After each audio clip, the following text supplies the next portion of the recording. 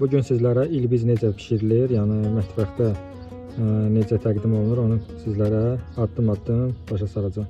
Deməli, neçə dənə ilbiz yeyiləcəksə, onları ayırırsan əvvəlcədən. Əgər özün saxlayırsansa, başqa, amma yox, təbiətdən yığmısansa, onları deməli ilk öncə pəhriz saxlatmalısan 3 gün. Ki onların mədə bağırsağı tam boşalsın və yedikləri zəhərli maddələr bədənlərinə ifraz edilsin. Ondan sonra addım-addım sizlərə göstərəcəm. Nə eləmək lazım.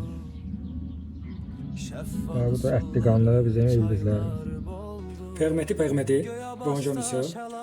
Bugün sizləri fransız dilində qarşılamağım təsadüf deyil.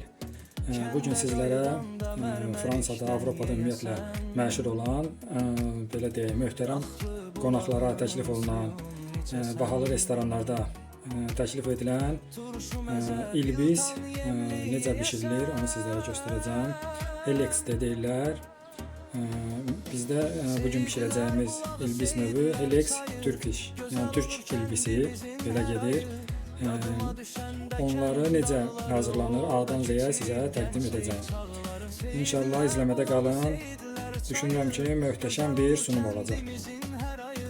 Yadıma düşəndə kəndin dağları, orada keçib gençlik çağlarım.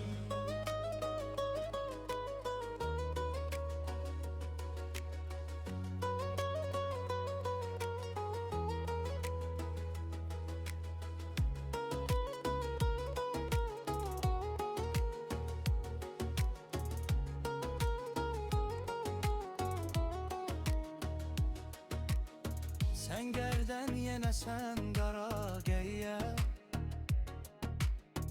keçib moz yurdunan ertiş dərəyə,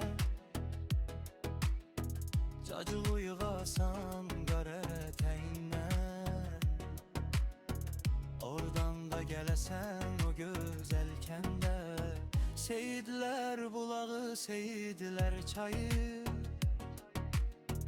gözəl olur kəndimizin her ayı. Yadıma düşəndə kəndin dağları, orada keçib gençlik çağları.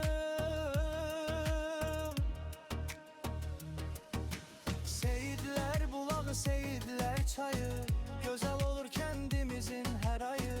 Yadıma düşəndə kəndin dağları, orada keçib gençlik çağları. Seyidlər bulağı, seyidlər çayı, gözəl olur kəndimizin her ayı.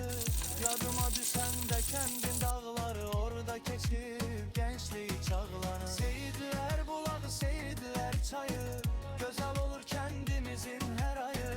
Yadıma düşəndə kəndin dağları, orada keçib gençlik çağları. Seyidlər bulağı, seyidlər çayı, gözəl olur kəndimizin her ayı.